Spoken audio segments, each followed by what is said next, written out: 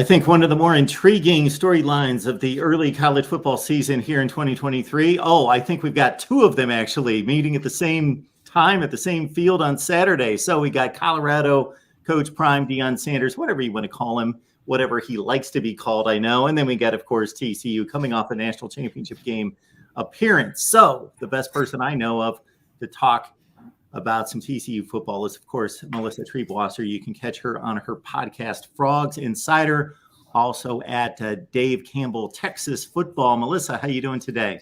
I am doing good. It's finally game week, so we're looking forward to stop talking about everything and actually see what this TCU football team looks like coming off of a national championship game appearance. Yes, you've got your detractors out there that are like, okay, that was a fluke. Max Duggan's gone. Best receiver, best running back, all that gone.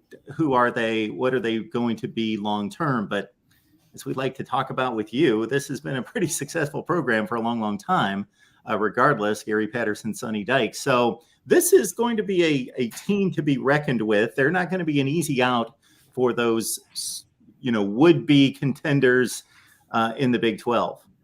Yeah, no, I think so. I mean, if you look at it on paper, I think the rosters at Texas and Kansas State have both the experience and the talent to be considered the favorites in that league. A lot of people believe in Oklahoma and Brent Venables' second year. But if you look at this TCU team, yes, they were replacing a ton of skill talent. They sent 8 guys to the NFL draft. You don't not take a step backwards when you do that. But from a physicality, a talent standpoint, most of the people that have been around fall camp practices will say this team looks different than any TCU team they've seen, not just in the returning players, but in the recruiting class as well. And of course, the transfer portal guys. So while yes, you'd expect them to take a step back, especially on the offensive side of the ball, this isn't a group that's going to have to completely and totally rebuild. You're hoping that you're going to kind of mix and match some parts and still be a very competitive football squad. And if Chandler Morris can be the Chandler Morris that won the job out of fall camp a year ago over Max Duggan, then this should still be a team that can put points on the board and has a defense that's improved from a season ago. Melissa, is there anything that's happened since we last talked to you at the outset of fall camp, post Big 12 media days, that makes you feel any differently about this team? Well, I don't want to put too much pressure on a guy that's only been in fall camp for about a week and a half, but the biggest thing was Dalen Wright, the transfer from Minnesota, his former Aggie, 6'3" guy with, probably 4.5 speed. He finally was able to kind of finish up some of his summer coursework and get eligible and join the team. He has another big receiver on the outside that has that speed, that ball control ability to kind of continue to open up that offense. The other thing that's kind of happened too is it seems like Amani Bailey has basically grabbed hold of the starting running back job. Trey Sanders is still going to be an important player for that team, the former 5-star from Alabama, a guy who's recovering from multiple serious injuries, including a car accident that almost cost him his life, let alone his football career.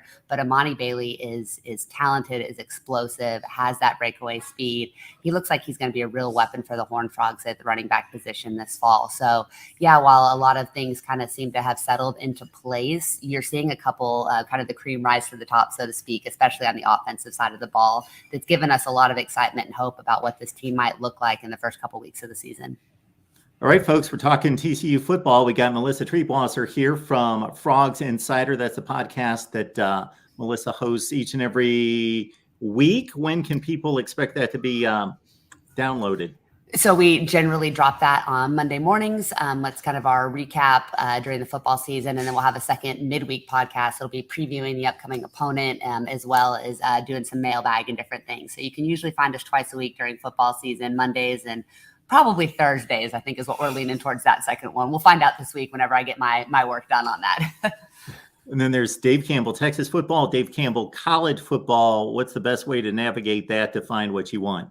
Yeah, if you want to get to the Republic of Football College Football Podcast Network, that's an awesome place to not just get TCU information, but information from all of the 14 FBS teams in the state of Texas, which is a really cool thing, one-stop shopping for not just the Power 5 programs, but the UTSAs, the UNTs, all of the great football programs across the state of Texas. Melissa, when we talk TCU defense, the narrative coming off of 22 that it wasn't very good. I don't necessarily know that was accurate. We talked about looking at more advanced metrics and how this defense performed in situations, very effective in certain situations, red zone and so forth last year. I think there's still a few variations of the Hodge name coming back. Jamoy Hodge Who else am I missing Johnny here? Hodges. Yeah. Johnny Hodges. And you lose the Thorpe Award winner. So your thoughts about TCU's defense coming back, and for those people checking out TCU Saturday at 11 a.m. Central Time, who should we look out for? Well, I think, it's you came off of Gary Patterson, who's, known as one of the best defensive minds in all of college football, and the type of program that he built at TCU. They really made their name on the defensive side of the ball for most of his tenure in Fort Worth.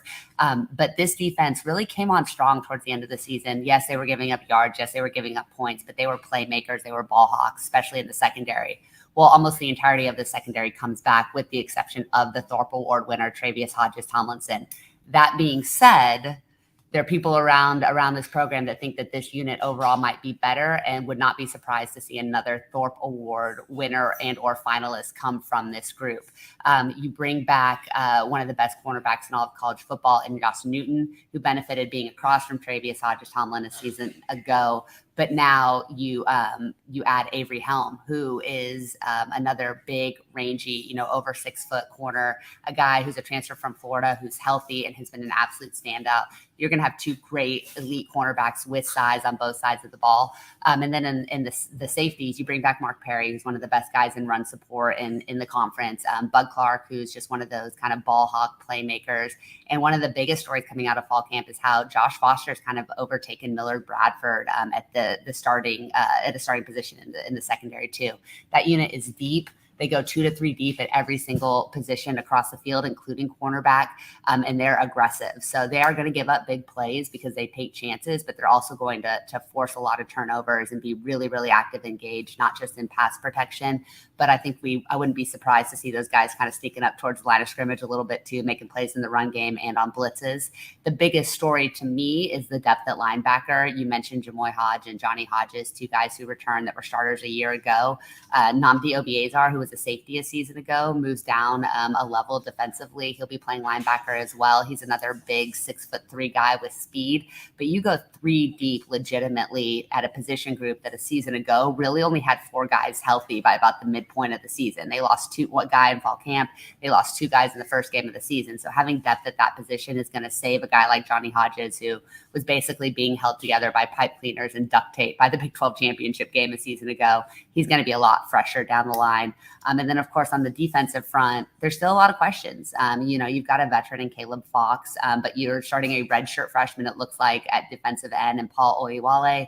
And then Dominic Williams comes back to starting nose tackle. He's still just a true sophomore. So a lot of youth on that defensive front, a lot of experience in the secondary, and a lot of depth at linebacker. This will definitely be a better defense than it was a season ago, but I don't expect them, to be holding some of these passing teams to 10 or 14 points a game. They're still going to give up points, but I think they'll make enough plays to kind of keep things together for the Horned Frogs as the offense kind of gets into its groove and finds its way. Now we'll find out once the teams hit the field and start the actual football sets in and the hype goes away, how good Colorado is. Obviously, initially, there are some questions about how quickly a team can gel. There are transfers flying all over the place, but with them, it's maxed about 10 times. And so we'll see if they were able to put together a football team that obviously could be much better in week 10 or 11 than they are in week 1. But the storylines just don't end in this situation. You got a national championship game participant from last year that's reunited with a Big 12 former rival or member of the Big 12 as they kind of cross paths at the same time, entering and leaving the Big 12. And then, and obviously that's going to take place in 2024. You've got Deion Sanders. It's just and there's a reason that Fox has picked up this game to say, hey, we want to headline this game to start our season on Saturday. Yeah, it's going to be so much fun. I mean, for TCU to get to open at home against a Power 5 opponent, one that they played a season ago and that's going to be a part of the Big 12 again, to do it with Big Noon Saturday in town. I'm imagining we'll get an unveiling of the Fiesta Bowl championship banner. I don't know if we'll see national championship participant up on those walls or not, but hopefully that'll happen as well. I think the atmosphere is going to be absolutely incredible. Nobody around Fort Worth, around TCU, seems to be dwelling on the result of that national championship game. People are really, really excited for what this team can do, and I think they see a lot of positive momentum around the program. And so while, yes, like nobody's hiding from that score, nobody's hiding from that result, you will hear the guys and the coaches openly talk about that final score, and they've used it as motivation. It doesn't seem to have impacted the fan base negatively whatsoever. The atmosphere at A. Carter Stadium on Saturday morning is going to be absolutely electric. The atmosphere around Fort Worth has been so positive. There have been so many people coming out to practices, coming out to meet the Frogs, so many scouts in attendance. There is a ton of positive buzz around TCU, despite the fact they were picked to finish kind of in the bottom half of the Big 12 this year. I think a lot of people around the program have a lot of quiet confidence about what this team can do in 2023, coming off that magical run, knowing that, again, you're not just going to replace a Max Duggan, you're not just going to replace a Quentin Johnston, but that the talent has really opened up around Fort Worth. Sonny Dykes brought in great guys. They've got an incredible strength and conditioning staff. People are excited about the offensive sets that Kendall Briles is introducing. Garrett Riley was obviously incredible, but there's not much of a reason to think this team is going to fall off a cliff. Most people believe that while they may take a small step back, the foundation of this program is strong, and we're in for a really nice, successful run like we saw kind of in the best of the Gary Patterson years. I mentioned that Fox broadcast, the big noon kickoff and all of that. Michigan's a frequent participant in the big noon kickoff, a favorite of Fox. Maybe some Michigan fans will accidentally tune into Fox at noon and see the unveiling of the banner. I don't know. Wouldn't mind that whatsoever. Wouldn't mind that whatsoever. All right. Looking at this Colorado team, is there any way to prep for this team? Is a person of the media that always loves to know, I know you do your homework and want to know everything possible. They've got one of the most versatile, talented players in the nation. That was a 5-star number 1 player in the nation coming out of high school a couple years ago. Travis Hunter, Shadur Sanders, of course, Deion's son at quarterback, who played for Jackson State. Cormani McClain was a 5-star, one of the top cornerbacks in the country, will probably be paired with Travis Hunter. Just a lot of they have their pockets of top end talent. The complete product may not be there or anywhere close to it at this point, but what have you been able to get out of your Colorado prep?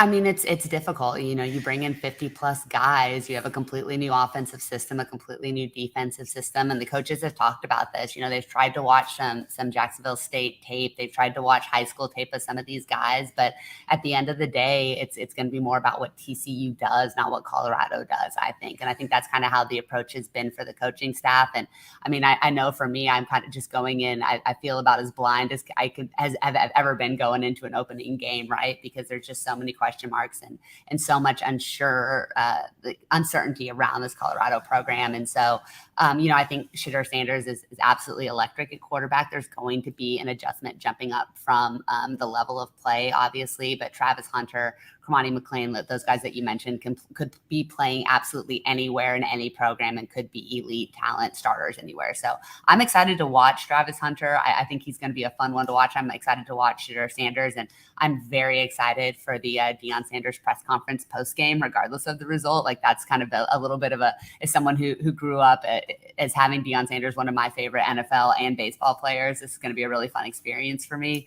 But as far as preparation, I'm just kind of going in excited, like everybody else, to see what TCU looks like and to see if we can start seeing kind of the bones of what Colorado is going to become. Melissa, have you announced your final TCU record prediction for the season? I did. I'm not going to I'm having a hard time. As you look at the beginning of the schedule, TCU has a chance to get a couple wins under their belts early. I mean, they've got a pretty soft start, but they have a brutal finish. I am right now I'm going with my optimistic view of, I think TCU is 9-3. There's just some tough games. I think you have to go to the Little Apple, play Kansas State on their home turf. There's going to be a lot of storylines in that game. You've got Lubbock on a Thursday night. You have to host Baylor and Texas in back-to-back weeks, and then you finish with a Black Friday game at Oklahoma. If TCU only drops 3 of those 5, I'll feel really, really good about this season. I think they'll be in contention to make a Big 12 championship as we get into November. But I just think that there's other teams who have such a schedule benefit over the Horned Frogs that ultimately I don't see them making a return trip to Arlington in December. But I do think they'll be right there. They'll play in a great bowl game. They have a chance to finish a 10-win season after the postseason. I think this will be a good TCU football team. They won't take a devastating step back, but I don't think they'll be the elite program that we saw a season ago. I'm on the record at 8-4.